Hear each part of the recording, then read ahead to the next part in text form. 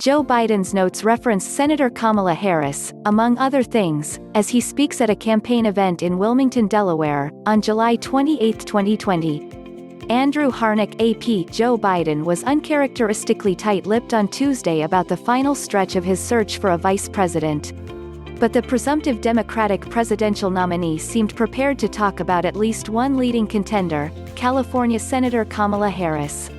As he took questions from reporters on Tuesday, Biden held notes that were captured by an Associated Press photographer.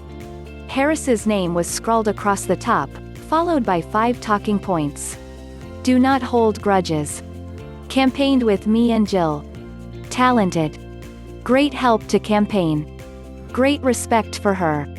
Those are all observations Biden has made about Harris before.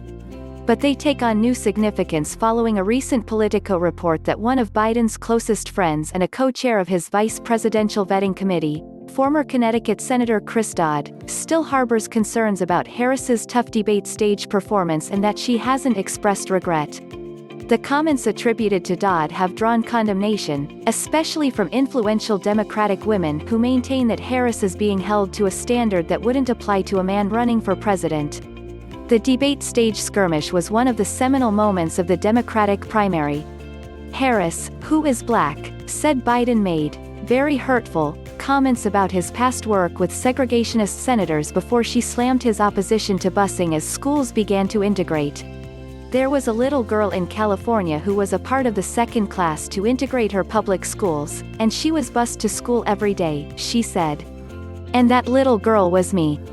At the time, Biden called her comments a mischaracterization of my position. Their relationship has become considerably more amicable.